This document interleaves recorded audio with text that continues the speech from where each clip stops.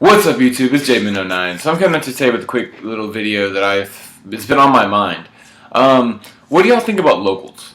Is locals a competitive sport? Is it sport? Is it competitive to y'all? Is y'all's locals competitive? And what do y'all think about the fact that I've heard people say that if you don't go to certain locals, if you don't go live in certain areas, your locals is shit. I don't believe that. I believe that no matter what, if you go to locals and you play against people, you're gonna get better and you're gonna learn more stuff. I mean, I don't get me wrong. I live in Texas, so my locals is big. But I mean, even if I lived in not an area in Texas, I live in Houston. So even if I lived in a non-area in Houston or in Texas or whatever, that wasn't big, I still think that I'd go to my locals and I would still do good, and also I would learn. I mean, I've heard people say that if you don't go to regionals, it doesn't. I mean, there's no point even saying anything. Even if you top regionals, that if you're not topping regionals in like Texas or freaking California or Florida or anything like that, if you don't top in a big city or big state that is big in Yu-Gi-Oh, then it doesn't mean anything. I mean, I believe that no matter what, even if you're topping a regional or topping a local, if you're topping a local, you're doing something good. Because I bet you there's at least 2 or 3 E-Dragon players there at the moment. There's at least 1 or 2 Prophecy players. There's at least one that you have to get around. To beat or to top a local, you usually have to play the top tier deck.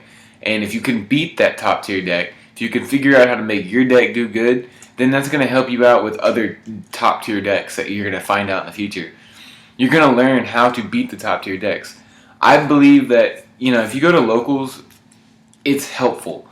It might not be the most competitive scene out there for Yu-Gi-Oh! It's not the YCS, it's not going to be the Nationals, it's not going to be freaking Worlds, but it's still competitive. And it's still an accomplishment if you go to locals and you sit there and you top every week.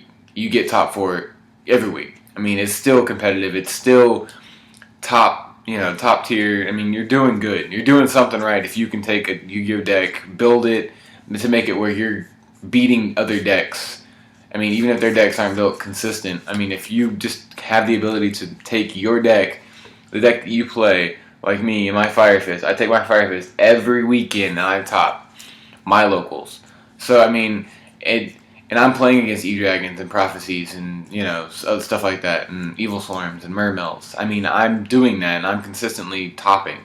So, I don't see why people think that, oh, you're going to locals, that's it? Oh, you're not even a good player. How does that not make you a good player? It doesn't make you a bad player if you don't if you don't go to regionals and you just sit there and go to locals and play and practice. Everybody says that practice makes perfect, but it's perfect practice that makes perfect, and you do have to practice. If you don't, there's no point. Let me know what y'all think about the whole locals thing, because I'm curious on what y'all's opinions are on locals, because I know that, in my opinion, even if you're playing in locals, even if you do good at locals, if you go top 4 in locals, that's still an accomplishment. I mean, you're still doing something that some people couldn't ever do. There's some people I know that go to my locals that don't get top 4 ever, or don't get top 8, and it's hard. Trust me, it is hard to get top 8 and top 4 in locals.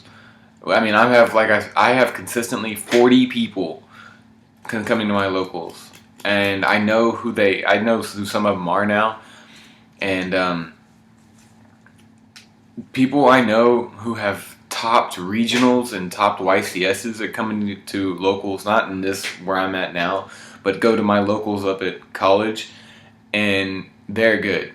Trust me, they've topped 8, top 16, I'm not sure, but I think top 4 at a local or a regional, where, with a deck that nobody would think of running or trying to play against. I think that even if you go to locals, it's a very good practice, and it's still an accomplishment to top 4 a local, or even top a local, because you're doing good, you're playing against players. I understand that, you can go X2 and top a locals, but you can do that in a regional. If you go X3, you're screwed. But yeah, you can go X2 and top a local. I mean, but you can go X2 and top a regional. I just think that no matter what, it's still an accomplishment, But I'm just curious on what y'all's opinions are on locals and regionals and how competitive they are, and what y'all think about. Is it an accomplishment to top locals consistently, or not be able to go to regionals but just go to locals and, like I said, top. So let me know. Like, comment, subscribe, and do me a favor, guys. I'm looking for Noble Knight Madrats.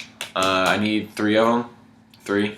Because I'm looking to build that deck. So go check out my trade binder. I'll have it in a link in the description of the link down below in the description of this video for my trade binder. Go check that out. Go figure out what y'all want to trade. And if you have a Noble Knight Madrat, I would really like to trade for it.